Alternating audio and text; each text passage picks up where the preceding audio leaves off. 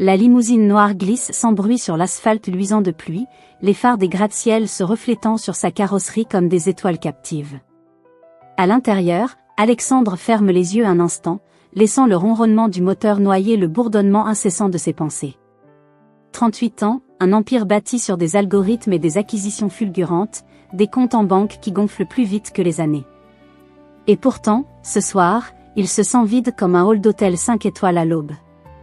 Un énième dîner arrangé par Sophie, son amie d'enfance qui refuse de le voir vieillir seul. Tu verras, elle est différente, a-t-elle promis. Alexandre a souri poliment, sans y croire point et la voiture s'immobilise devant le ciel étoilé, un restaurant perché au dernier étage d'une tour de verre. Le voiturier ouvre la portière, l'air froid de novembre lui fouette le visage. Il ajuste son costume anthracite, effleure du bout des doigts la montre Patek Philippe à son poignet, un cadeau qu'il s'est offert après la dernière levée de fonds. Dans le hall, les lustres en cristal diffusent une lumière dorée, presque irréelle. L'hôtesse l'accueille avec un sourire professionnel, le guide vers l'ascenseur privatif.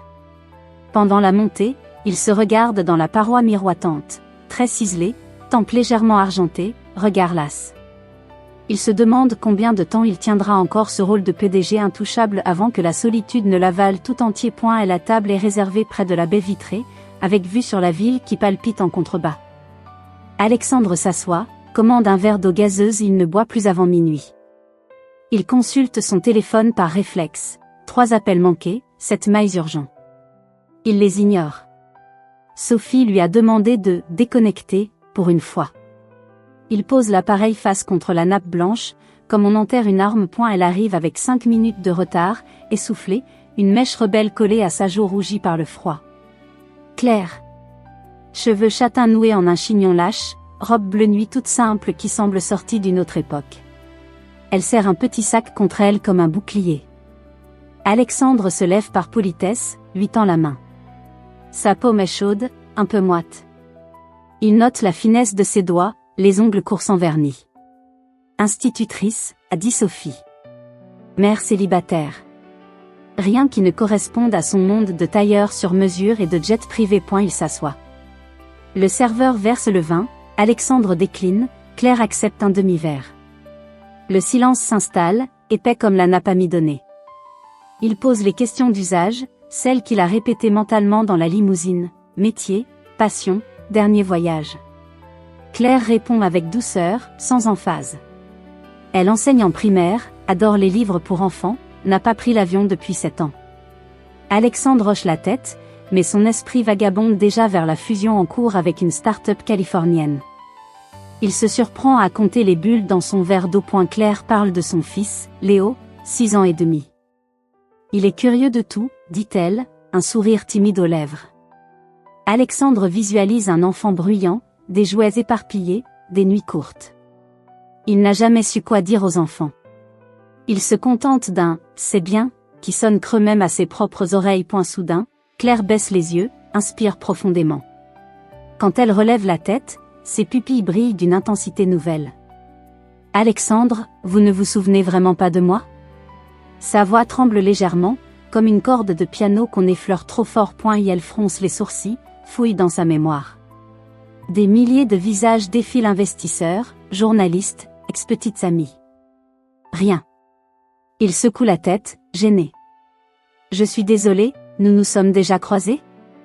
Claire esquisse un sourire triste, ouvre la bouche pour répondre, mais à cet instant précis la porte du restaurant s'ouvre avec un courant d'air froid. Un petit garçon déboule, basket qui crisse sur le parquet ciré, un dessin roulé dans la main comme un parchemin. Léo. Il ignore les regards outrés des clients, fonce droit vers leur table. Claire se lève d'un bond. Léo, je t'avais dit d'attendre en bas, mais l'enfant est déjà là, essoufflé, les joues roses. Il tend le dessin à Alexandre avec solennité. C'est pour toi. T'es le super-héros qui sauve tout le monde avec maman. Alexandre prend le papier, déconcerté. Des bonshommes bâtons aux couleurs vives, un arc-en-ciel maladroit, un cœur rouge énorme. Il sent quelque chose se fissurer en lui, une faille infime dans la muraille qu'il a érigée année après année. Léo grimpe sur la chaise voisine. Maman a dit que t'étais spécial, répète-t-il, sérieux comme un pape. Alexandre regarde Claire. qui mord sa lèvre, les yeux brillants. Pour la première fois de la soirée, il oublie les mets, la fusion, la montre à son poignet. Il n'y a plus que ce dessin d'enfant entre ses doigts, et la question qui pulse dans sa poitrine, qui est cette femme qui semble le connaître mieux que lui-même? Le dessin tremble légèrement entre les doigts d'Alexandre, comme s'il portait le poids d'un secret trop grand pour du papier. Léo, perché sur la chaise, balance les jambes, ses baskets frôlant le genou du milliardaire. Claire tente de reprendre son fils, mais Alexandre lève la main, un geste doux, presque instinctif. « Laisse-le » murmure-t-il. Sa voix, habituée aux ordres brefs dans les salles de conseil, sonne étrangement tendre. Léo ne se fait pas prier. « T'as une tour avec ton nom ?» demande-t-il, les yeux écarquillés. Alexandre esquisse un sourire, le premier vrai depuis des mois. « Oui, mais elle est moins haute que ton arc-en-ciel. » L'enfant rit, un éclat cristallin qui fait tressaillir les verres sur la table. « T'as déjà vu un dinosaure ?» continue Léo. « Non, mais j'ai vu des requins en plongée. »« C'est mieux !» s'exclame le garçon, comme si la réponse scellait une alliance. Claire observe, les mains crispées sur sa serviette. Elle veut intervenir, mais les mots restent coincés. Alexandre, lui, se surprend à répondre avec une patience qu'il ignorait posséder. Il pose le dessin à plat, effleure du pouce le cœur rouge maladroit. « Et toi, Léo, tu dessines souvent ?» L'enfant hoche la tête avec vigueur. « Tous les jours. Maman dit que je suis un artiste. » Un silence s'installe, plus léger que le précédent.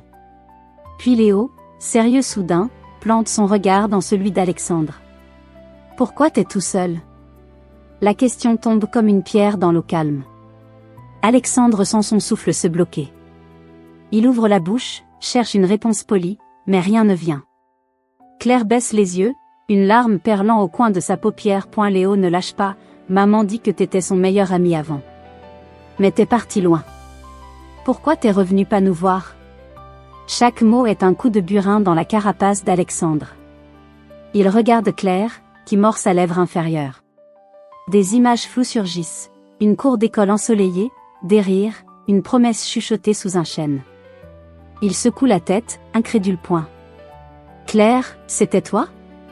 Sa voix est rauque, presque un souffle. Il glisse la manche de sa chemise, révélant sous la montre un bracelet en fil coloré, usé mais intact. Claire écarquille les yeux, porte la main à sa bouche. « Tu l'as gardé ?»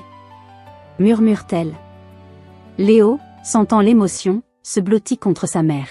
« Je savais que t'étais spécial, » dit-il à Alexandre, comme une évidence. Le piano, en fond, ralentit, une note longue qui vibre dans la poitrine.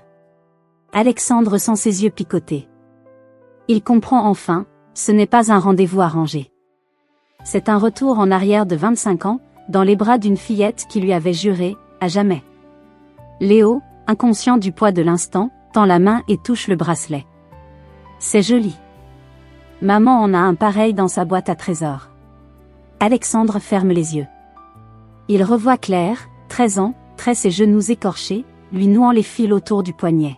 « Pour que tu m'oublies jamais », avait-elle dit. Il n'avait pas oublié. Il avait juste enfoui. Léo, avec sa question naïve, vient de tout déterrer.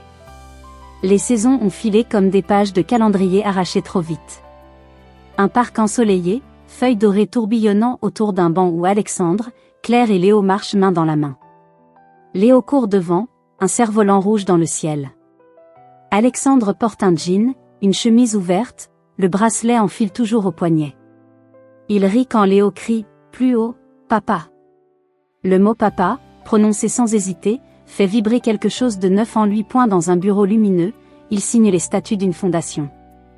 Léo et Claire, des écoles dans les quartiers oubliés, des bourses pour les mères seules, des ateliers d'art pour les enfants. Il n'a plus besoin de tour à son nom, il veut des sourires sur des visages qu'il ne connaît pas encore. Claire, à ses côtés, pose une main sur son épaule. Elle n'a jamais demandé sa fortune, juste sa présence. Il la lui donne, soir après soir, dans leur appartement aux murs couverts de dessins. Et la mairie est simple, décorée de fleurs des champs.